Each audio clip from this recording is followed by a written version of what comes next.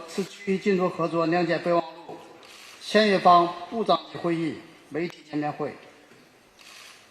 出席今天媒体见面会的嘉宾有国家禁毒委副主任曾维雄先生，联合国毒罪犯东南亚和太平洋地区办公室主任道格拉斯先生，柬埔寨、中国、老挝、缅甸、泰国、越南联合国毒品和犯罪问题办公室第14届大湄公河次区域进出合作谅解备忘录签约方高官代表团团长。出席今天媒体见面会的还有部分国家驻华警务联络官。Ladies and gentlemen, friends from the media, good afternoon. Welcome you all to the press conference of the 14th ministerial meeting of the signatories to the Mekong MOU on drug control in the Greater Mekong sub-region. First of all, please allow me to present you the delegates to today's press conference. Mr. Teng Weihong, Deputy Commissioner of China National Narcotics Control Commission. Mr. Jeremy Douglas, UNODC Regional Representative of Southeast Asia and the Pacific.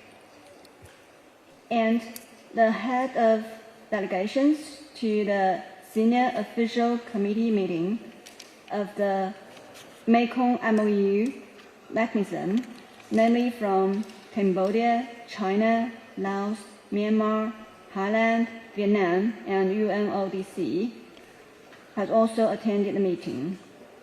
And there are also some liaison officers in China from other countries here to attend this press conference. And I'm Li Xing. 我是中国国家禁毒委员会副秘书长李先辉，今天的媒体见面会由我来主持。And I'm Li Xianhui, the Deputy Secretary General of China NNCC, and I'm going to host today's press conference. 首先，我们请道格拉斯先生介绍本次会议的有关情况。Please allow me to give the floor to Mr. Jeremy Douglas to brief on today's meeting. Thank you very much.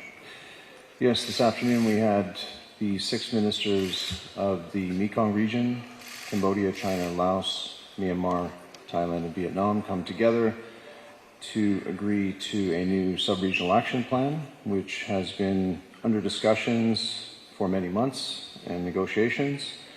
Within that plan, we've agreed amongst the 6 states in the United Nations to a plan of action in law enforcement with new areas of work in money laundering, cybercrime, border management, and law enforcement operational cooperation, criminal justice cooperation, alternative development and prevention, and health measures.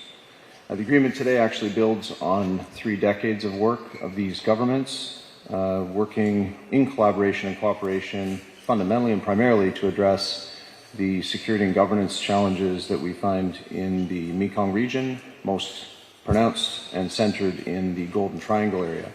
It's really an adaptive plan of action, so it's been rolling for many years, but in light of recent developments in the synthetic drug market in this region, that primarily means methamphetamine and ketamine, there's been a significant focus of discussions on synthetic drugs, connected crimes and associated businesses, and as I mentioned moments ago, money laundering, chemical trafficking, and border security. After the discussions yesterday, I should say, we were predated with a senior officials committee meeting yesterday. The delegation's heads are here at the moment. The ministers convened today to agree to that plan of action. It's a moment in time that's very significant because it sets the stage for us for 2 years of collaboration for the years to come. Thank you.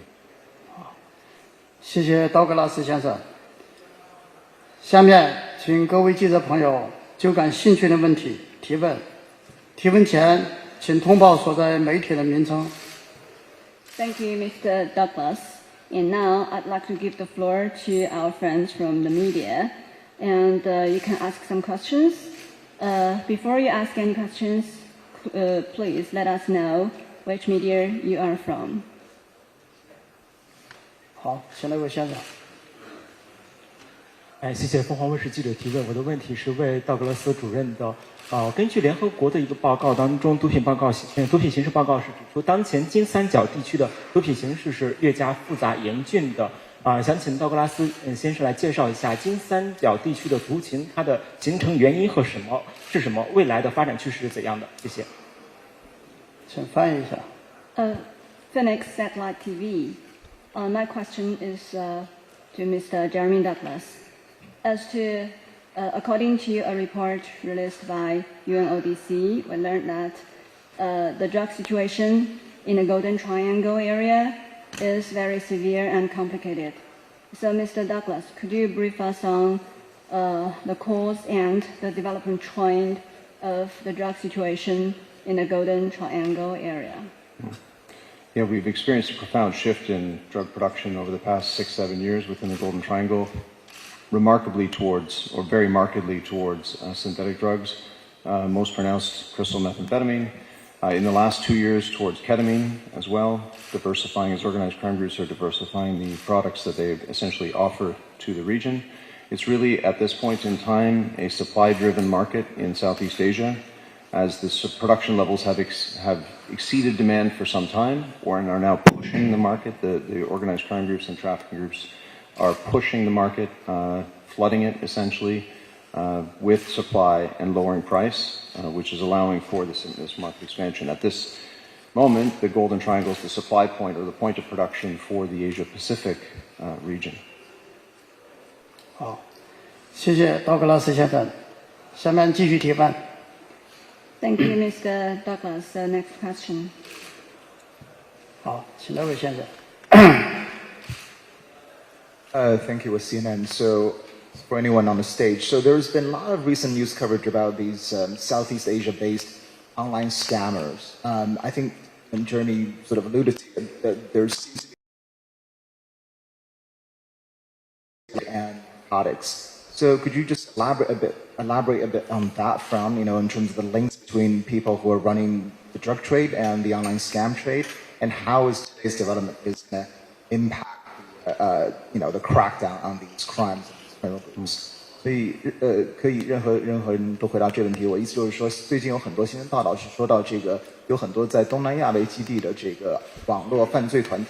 那么刚才那个Jeremy先生也提到，这些网络犯罪团体同时很多时候可能也是进行贩毒制度活动。所以想问夏先生，您是怎么看这两种犯罪之间的关系？那么今天的这个进展对打击这两种犯罪会有什么影响？那第二个问题就是可能问一下曾先生和李先生，知道就是去年6月开始，中美之间就是暂停关系有一些缓和的迹象，有没有计划来重新开始中美两国之间有关禁毒的这种合作，尤其是在打击这个芬太尼的这个制作和这个以及这个其他的贩卖的这个方面的问题？谢谢。Shall I take it? Sure. Maybe you can fill me in with this anything. Now, thank you very much for your questions. First, the first part of your question is about this online scam. Yes, we are aware of the seriousness of the problem. Like drug, it is a form of transnational crime. You have all been briefed on the success we achieved under the Mekong MOU. Over the last 30 years, we've managed to build much closer cooperation and collaboration among signatory parties. Now, this sort of cooperation, this level of cooperation and collaboration, no doubt, will transcend the border of enforcement, but would rather it would include other transnational crimes as well. As a matter of fact, the Ministry of Public Security of China has been working very closely with their counterparts in neighboring countries, including signatory to the MOUs, to address this problem. Some of the recent arrests that you have seen or you've read about on the news report actually only marks the beginning of our heightened efforts to address this problem. Now, as to the second part of the question about China-US drug enforcement cooperation, well, one would remember that for many years, this had been the highlight of law enforcement cooperation between the two countries. Right? Something that we started very, very early, I remember, probably in the 80s. Right? The current impasse is most unfortunate, but this is the result of the arbitrary and unilateral action taken by the US, and I can quote you a number of examples. Heads of delegations of this meeting visited our National Narcotics Laboratory this morning to see how important it is for the laboratory to function properly in the fight against drugs, particularly in the fight against new psychotropic substances. It defies belief that for 3 years down the road now, it has been included in the US sanction list. And this is not the only facility that was included in the sanction list. And on top of this, the Institute of Forensic Science under the ministry is also placed on that sanction list. Now, this has definitely hindered our work in the field of scientific research and drug examination and analysis. Another example that I can give is the sanctioning of the Chinese enterprise for dealing with uncontrolled chemicals and unregulated equipment, as well as the arrest and prosecution of Chinese nationals for dealing with these same substances, that is, uncontrolled chemicals and unregulated equipment. Now, this is definitely an abuse. Now, China is keen to rebuild cooperation with the countries, including the US, on the basis of the equality, on the basis of mutual trust, and on the basis of win-win cooperation. We are against legalization of drugs. We are against unilateralism. We are against politicization of drug enforcement cooperation, and we are against long-arm jurisdiction. If I can say a little bit more about fentanyl, I mean, there are lots of misinformation and misconception among members of the public around the world. China is the first country to schedule and control fentanyl by class, a step which we took as early as May 2019. And today, China is still the only country in the entire world to have scheduled and controlled fentanyl by the entire class. What this means is any form of derivatives of fentanyl substance is controlled in China. Now, not only this, we also have the strictest control in terms of drugs and precursor chemicals. At the moment, we controlled over 450 different types of drugs, narcotics and psychotropic substances included. On top of scheduling and controlling fentanyl by class, we also schedule and control synthetic cannabinoids by class. Our control list probably is longest among countries in the world. And even for uncontrolled and unregulated chemicals, in order to prevent diversion into illicit use, we encourage the industries to self-regulate. Of course, we have to work on the basis of the rule of law, and at the end of the day, we have to rely on the law to exercise control. At the moment, China is doing all it could in the fight against drug, not just within the country itself, but fulfilling our responsibility worldwide. I hope that helped clears the air. Thank you. 谢谢郑主任。 Maybe I can add to the first question you asked on the scams. We did discuss money laundering extensively in our discussions yesterday with the police, the heads of the senior officials, the heads of the police, and then today as well there was discussion in the room about the same. It's been years now that the casino industry in Southeast Asia has been used for money laundering extensively, for particularly drug money and other forms of transnational crime monies. We've been looking at this for many years. There was a marked change during COVID, as a lot of the casino industry basically looked for partners or looked for customers and went to them online. The business shifted, in a sense, online.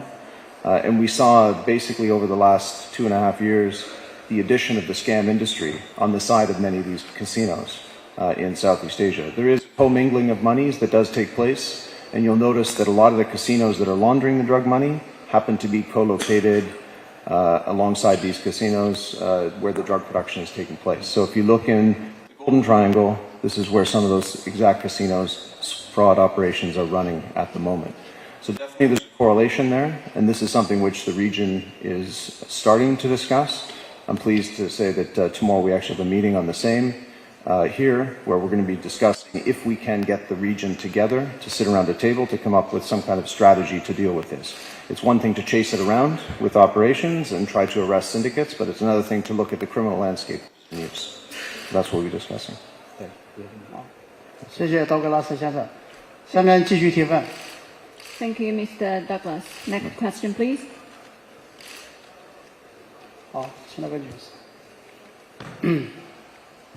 谢谢主持人。人民日报记者提问：近年来呢，我们国家的群众啊，对我们的这个禁毒工作还是比较满意的。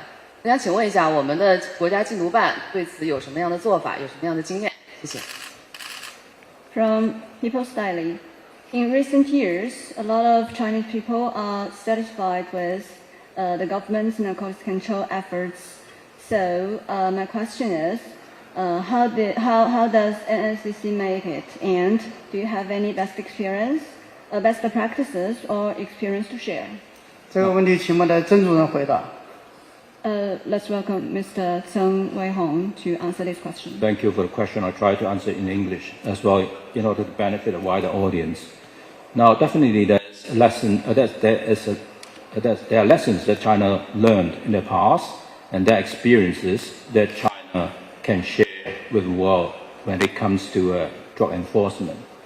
Now, first, in terms of our position, our underlying position is that now we attaches the greatest importance to the drug problem, as the drug problem not only affects the well-being of the people, but also the safety and security of the country, and the rise or fall of a nation. Now that is why we are so concerned about it. And in China, we adopt a zero-tolerance policy towards drugs, which transcend every level of government, from the central level, from the central government level, to the county, to the counties, to the local government level. And we place equal emphasis to demand reduction and supply reduction. And we tackle the link in the entire activity chain one by one, from growing and production to trafficking and consumption. And by the way, we're not aware of any growing activities of any scale in the country now. From legislation and enforcement to international cooperation, from prevention, education and publicity to treatment, from rehabilitation, treatment, rehabilitation to reintegration. And we put people first in each step, and public participation is an integral part of the process. Now we have two such examples that we can share. The first is our very successful community-based drug treatment, rehabilitation, and reintegration program, which we started some 10 years ago. And we are very encouraged to see that drug users who end up quitting drugs, that is, who stopped using drugs for more than 3 years, so no relapse, actually increased by a number of folds in the past 10 years. This is very encouraging. Now, the other example that I can give is our very extensive drug prevention, education, and publicity program, which covers every school in the country and cover every communities in the country. The very fact that we have a very low new drug users rate every year in our survey every year is not the only result that we are proud about. More importantly, among those new drug users identified, those under the age of 18 actually are much lesser than those above, which means that we are seeing a drug problem that is aging. Now, which is a good thing. A drug problem that is aging is a drug problem that's under control, and we're very pleased to report that. And our robust and comprehensive efforts certainly paid off. If you just look at a couple of statistics, I remember when I first joined the National Narcotics Control Commission, year 2019, I was reading the figures for year 2018. By then, our drug addict population was about 2.5 million. Now, after 5 years, to the year 2022, our drug addict population had dropped by over half, actually by about 56%, to just over 1.1 million. Amazing result. An amazing result that is verifiable. And how do we verify it? Because we introduced sewage water testing program to make sure that all these reported results are supported by scientific evidence through sewage water analysis. Now, the other very encouraging result that we've achieved is new drug users. Now, it actually fell by much wider margin of the 86% to just 71,000 last year in 2022. Now, compared to the world trend where you're seeing an explosion of drug user addict population, this is very reassuring. But then China is not complacent, because China is fully aware of the complexities and the challenges of the global drug scene.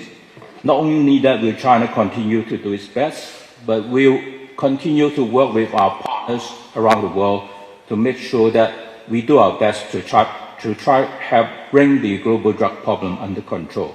I hope I answered your question. Thank you. 谢谢曾主任。下面继续提问。 Thank you, Mr. Zhang. Next question, please.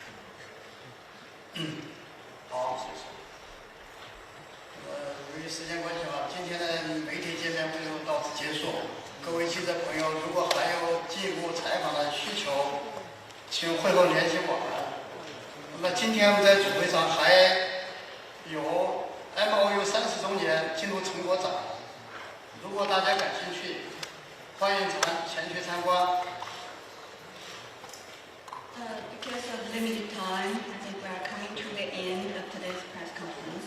So if any friend from the media wants to further interview, please, you can contact us